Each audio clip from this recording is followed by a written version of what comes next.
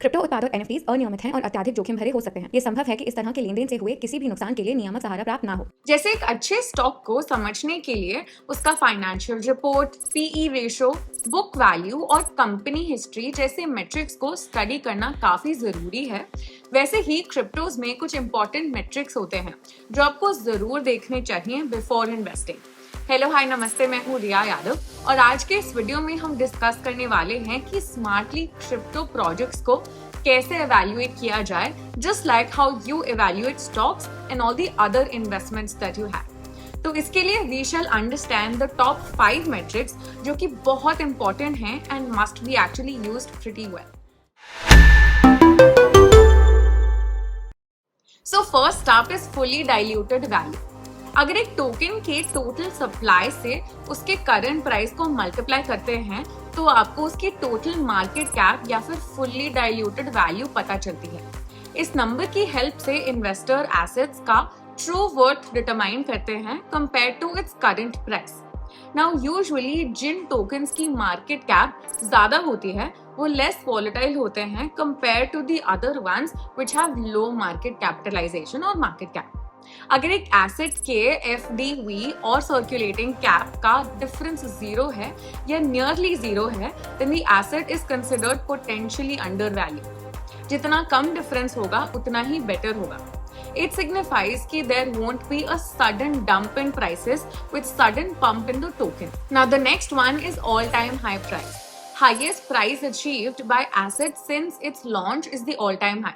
While investing, you should actually check the difference between the current price and its all-time high.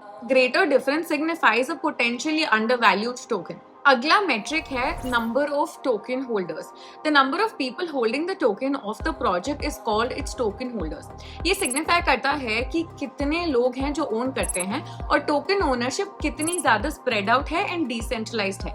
More token holders mean the network is seeing more activity and trading. ज्यादा trading signifies better liquidity and with great liquidity comes less volatility.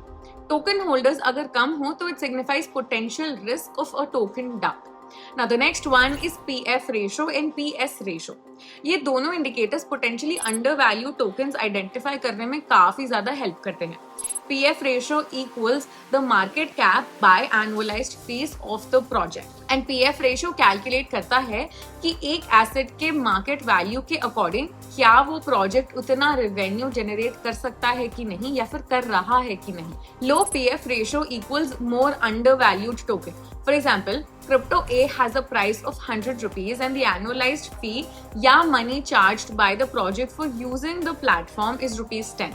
तो उसकी PF हुई 10x। पर वहीं अगर Crypto B valued at same price of rupees 100 charges 20 rupees for conducting transactions on the platform, तो उसकी PF है 5x। Naturally, Crypto B is a better investment क्योंकि ये प्रोजेक्ट ज्यादा रेवेन्यू जनरेट कर रहा है for being valued at the same price. Now the next metric, TVL, is actually really important to identify good projects in the sector, in the DeFi sector specifically. Total value locked यानी कि TVL एक DeFi platform या decentralised application में locked crypto के value को indicate करता है। ये लॉक्ड अमाउंट को आप एसेट होल्डिंग समझ सकते हैं। तो ये holding comes from lending and borrowing, staking, liquidity pools depending on the protocols use case that is coming to existence. जितना ज्यादा TVL उतना ट्रस्टवर्दी वो प्लेटफॉर्म होगा क्योंकि this shows that people are trusting it with their asset deposits. Now important to note, TVL usually stable coin value में बताया जाता है। सपोज एक DeFi प्लेटफॉर्म में 10 million USDT worth of ETH है एंड 5 मिलियन USDT और 2 million USDT worth of Uniswap tokens locked हैं। उस केस में उसका TVL is 17 million USDT। Analytic platforms जैसे DeFi Llama में आपको ऑलमोस्ट सारे DeFi प्रोजेक्ट्स के TVL पब्लिकली अवेलेबल होते हैं, आप वहां पे जाके देख सकते हैं। इन्वेस्टर्स इस डेटा की हेल्प से प्रोजेक्ट के रिस्क और पोटेंशियल को समझते हैं, मेजर कर सकते हैं। And the next one is FDV या फिर TVL ratio. Now this ratio reveals the most undervalued DeFi projects. अगर ये रेशो क्लोज टू 0 या लेस देन 1 है तो it means that the project is potentially undervalued. अब जितना undervalued एक प्रोजेक्ट होगा उतना अच्छा ही it is in the long term for your investment. Do you want us to create a list of cryptos with low FDV and TVL ratio? Let us know in the comment section below and we'll jump right to it.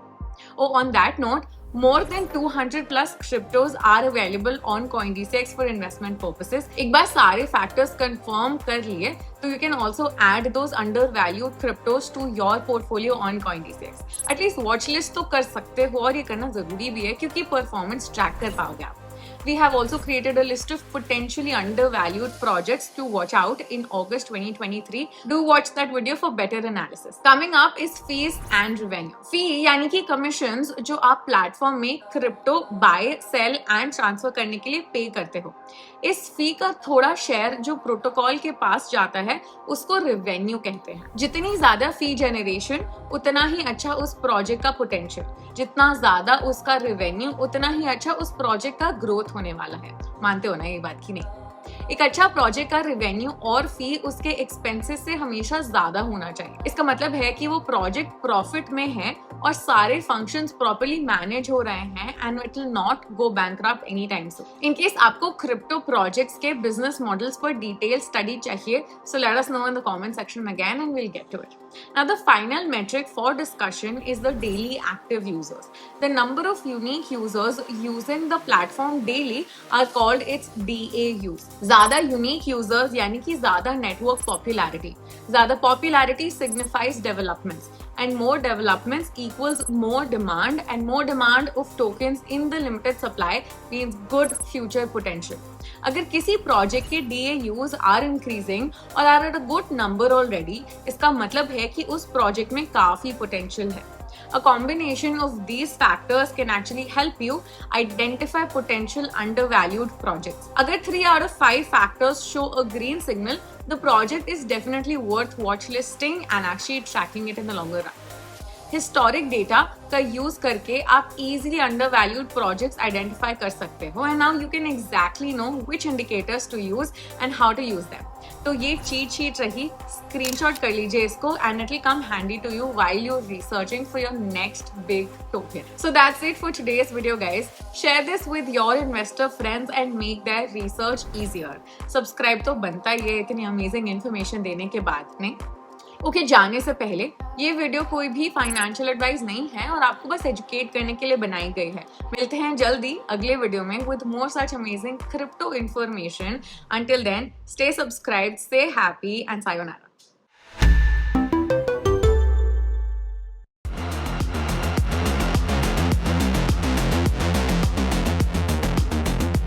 Crypto उत्पाद और NFTs अनियमित हैं और अत्यधिक जोखिम भरे हो सकते हैं। ये संभव है कि इस तरह के लेनदेन से हुए किसी भी नुकसान के लिए नियामक सहारा प्राप्त ना हो।